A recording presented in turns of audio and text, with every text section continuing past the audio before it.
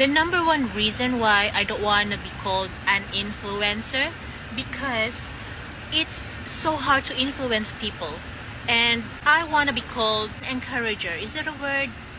The one who encourages. Influencers are more of, the one selling makeup. They will influence you to buy these brands. And it's hard for someone like me to say, hey, let's heal together. It's more of I'm like in an AA meeting, the one for smokers or the addicts, something like that, because they're open to change. Not a lot of people want to change, especially if they think nothing's wrong with them. So why would I want to influence people who doesn't want to be influenced? You know what I mean? This space is only for people who are open-minded, for those who are still in grieving phase and they just like to grieve.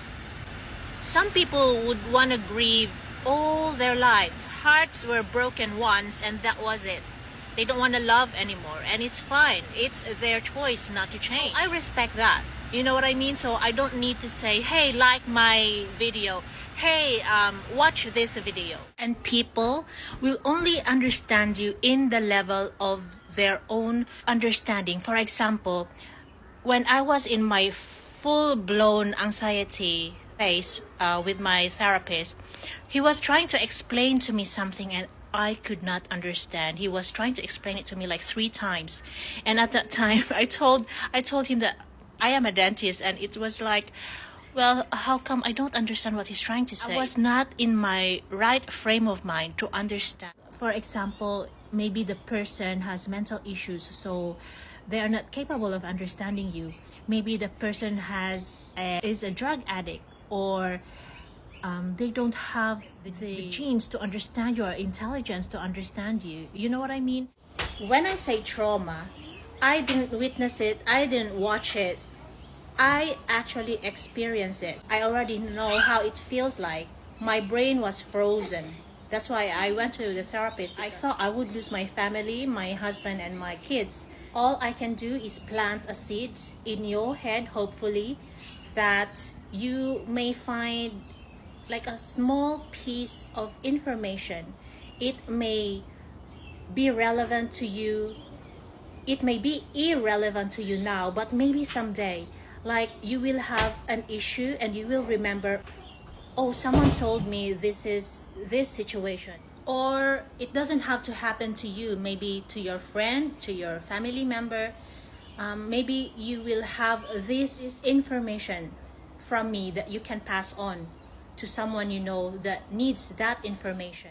We cannot force healing. We cannot force people to understand what we're trying to say. I actually just realized it today. I had a light bulb moment again today.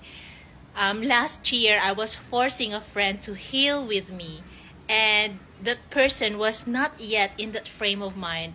I think that person was still busy surviving to feed maybe his family, and all his energy was focused into his stability. And it's so funny. I took it personally, and it is only now that I realize you cannot force things to people.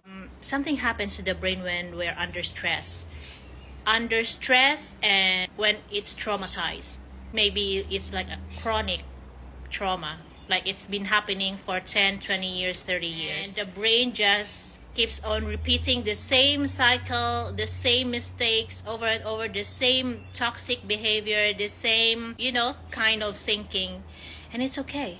This I have to understand just now, actually, from listening to very, very educated people, and not only the psychologists, life coaches, the spiritual people, because I trust people like that. Hope this helped, and see you on my next vlog. Bye.